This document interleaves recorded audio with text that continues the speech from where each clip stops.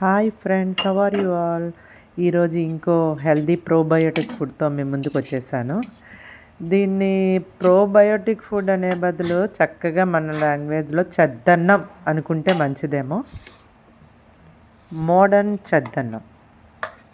సమ్మర్లో ఈ ఫుడ్ పిల్లలకి పెద్దవాళ్ళకి చాలా మంచిదండి. చాలా చలవ చేస్తుంది. మనం వండుకోగా మిగిలిపోయిన రైస్ ఉంటుంది కదా, అంటే మనం తినగా మిగిలిపోయిన రైస్ ఉంటుంది కదా, ఆ రైస్తో ఇది చేసుకోవాలి. ఇప్పుడు అందరం కుక్కర్స్లో పెట్టేసుకుంటున్నాము రైస్.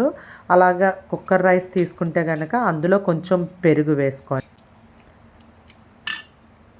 దాంట్లోనే కొంచెం పాలు వేసుకుందాము. ఈ పాలు కాచి చల్లార్చిన పాలు వేసుకున్నా ప్రాబ్లం లేదు. నేనైతే ప్యాకెట్ పాలు వేసేస్తున్నాను. ఎలా వేసుకున్నా ప్రాబ్లం ఏం లేదు. అండ్ ఒకవేళ నేను ఈ రైస్ అయితే కుక్కర్లో పెట్టిన రైస్ అండి. కుక్కర్లో పెట్టిన రైస్ తీసుకుంటే కనుక పెరుగు పాలు వేసి తోడు పెట్టాలి. ఒకవేళ అన్నం వార్చుకుంటే మీరు ఆ మిగిలిన అన్నంలో గెంజి వేసుకొని పెరుగు వేసుకొని తోడు పెట్టండి.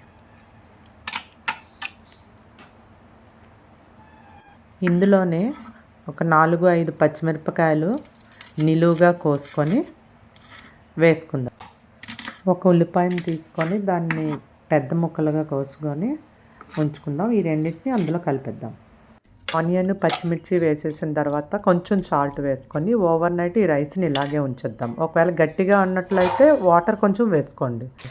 ఓవర్ నైట్ ఉంచిన తర్వాత మార్నింగ్ దీనికి తాలింపు పెట్టుకుందాం. ఎందుకంటే నేను మోడర్న్ చద్దన్నం అన్నాను కదా, అందుకనే నేను తాలింపు పెడుతున్నాను. తాలింపు కోసం మ్యాక్సిమం నెయ్యి తీసుకుంటే బాగుంటుంది. కొంచెం నెయ్యి తీసుకొని కళాయిలో దాంట్లో కొంచెం ఆవాలు కొంచెం చిట్పట్లాడిన తర్వాత ఎండుమిర్చి తీసుకుందాము. ఇందులో మనం జీలకర్ర అండ్ కరివేపాకు, కొంచెం మినపప్పు కూడా తీసుకోవచ్చు. నేను ఈరోజు వేయలేదు, మీరు కావాలంటే వేసుకోండి.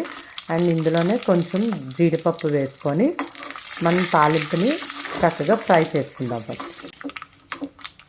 తాలింపు ఫ్రై అయిన తర్వాత అందులో కొంచెం ఇంగువ,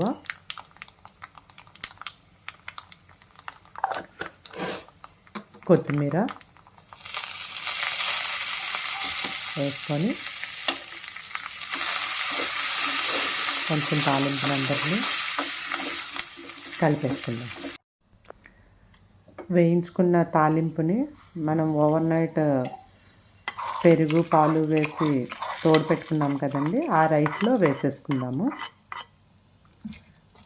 వేసేసుకొని నేను ఎందుకలాగ రైస్ అందులో కళాయిలో వేస్తున్నానంటే మనం నెయ్యి వేసాం కదా, నెయ్యి కళాయిలో ఉండిపోతుంది కదా, అందుకని అలా వేసాను. మొత్తం ఆ తాలింపునంతా ఆ రైస్లో ఫుల్గా కలిసేటట్లు కలుపుకుందాము. ఒకవేళ రైస్ మీకు కొంచెం గట్టిగా ఉంది, ఎందుకంటే తోడుకుంటుంది కదా, కొంచెం గట్టిగా ఉంది అనుకుంటే కొంచెం వాటర్ వేసి చక్కగా కలిపేసుకోండి.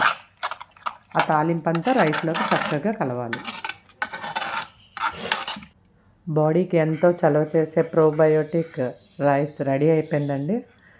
ఇప్పుడు దాన్ని ఒక బౌల్లోకి తీసేసుకొని దాంట్లో మనం పొమ్గ్రనేట్ సీడ్స్ని వేసుకుందాము. పిల్లలు ఇంకా ఇష్టంగా తింటారు. ఇందులోనే కొంచెం కిస్మిస్ కూడా వేసుకుందాము. టేస్ట్ చాలా బాగుంటుంది. Healthy probiotic food ready. ఇది బ్రేక్ఫాస్ట్గా తీసుకుంటే చాలా మంచిదండి హెల్త్కి. మీరు ట్రై చేయండి ఇంట్లో. నచ్చినట్లయితే నాకు కామెంట్ చేయండి. Thank you for watching my channel.